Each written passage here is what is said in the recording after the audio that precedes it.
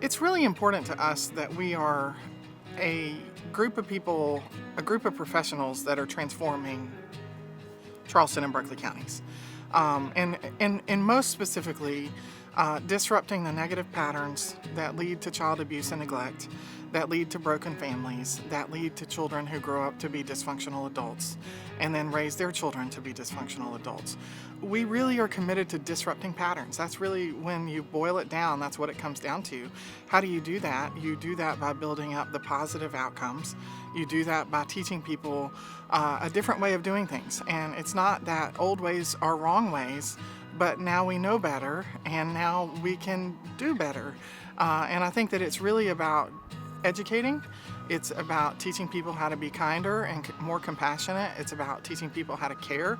And in our programs, while it sounds so simple and it sounds so basic and fundamental, they're quite complex. When you look into the teaching family model, when you talk about the Strengthening Families program, when you really think through the importance of being able to take a child or a family who is struggling and put them on a road to more healthy and more fruitful dialogue and functioning. I think that there are so many layers of work that need to happen by the family, by the child, by the parent, by the other caretakers around them, building support networks, making sure that the support networks continue around them.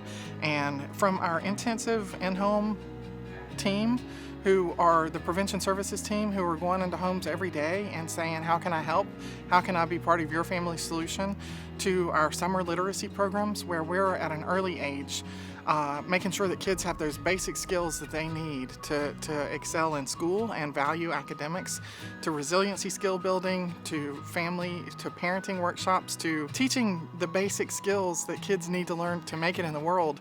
You know, we want to be there at every turn, and we want to have the evidence-based, trauma-informed curricula and systems of care at ready, and we want our team to have expertise in those things to make sure that we can serve our clients well, serve our families, serve our communities well, and really be an instigator of positive change.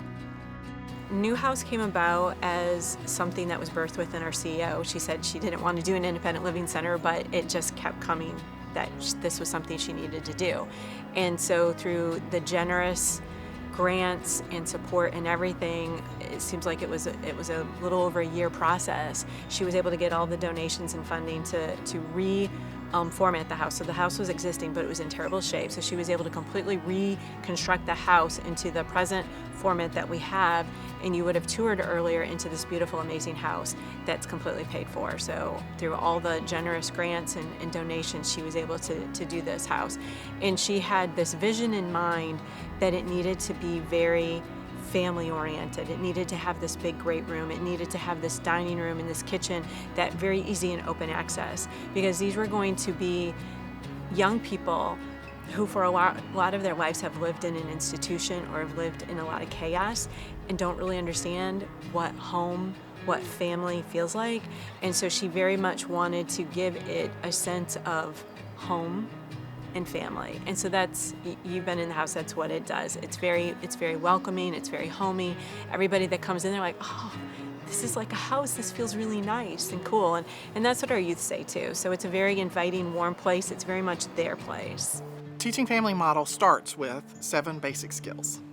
All right, in our residential program, we're taking care of other people's children. They come to us at random points in their life.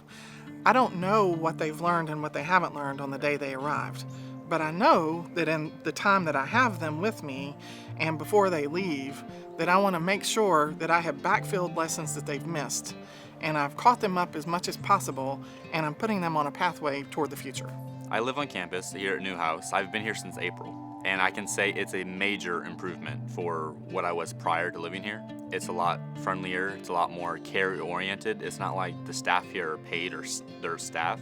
It's more like they're actual parents, and they make me feel like I'm actually part of the family instead of just a problem. Because this environment can feel so unnatural, and because being placed in an environment like this can be traumatic in its right?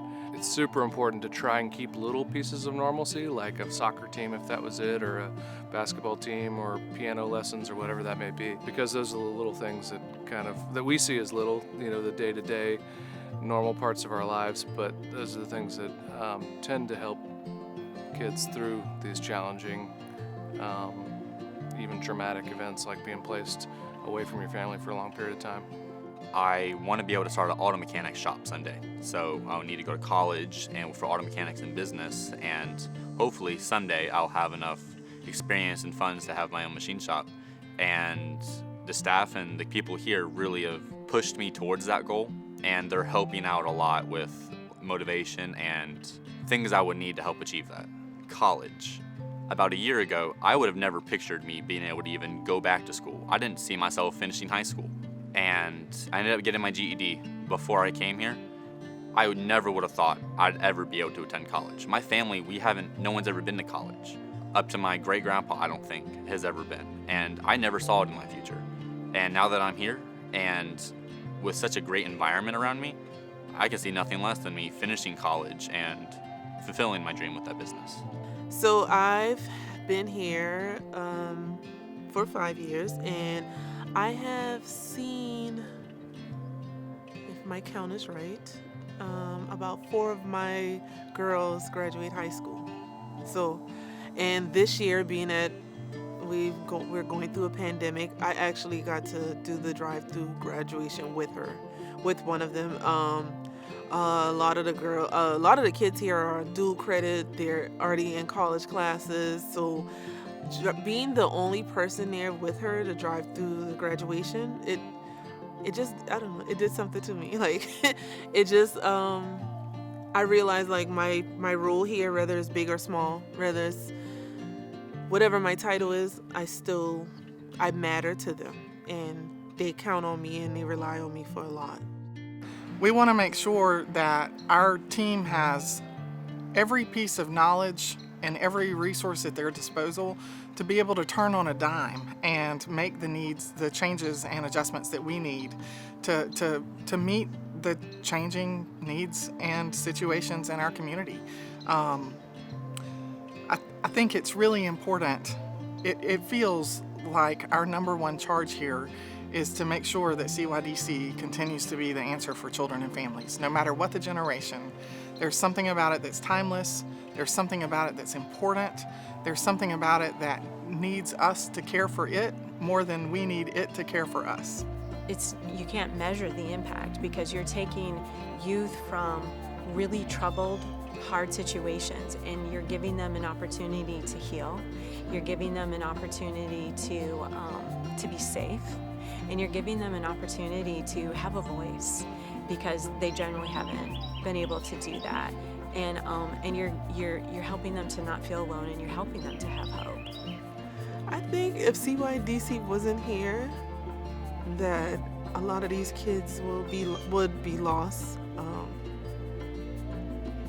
I don't want to say, but I think a lot of them wouldn't have the emotional stability and support to carry on in life. I've had kids that tell me that like they never had like structure. They never had a home, so it's everything to some of them.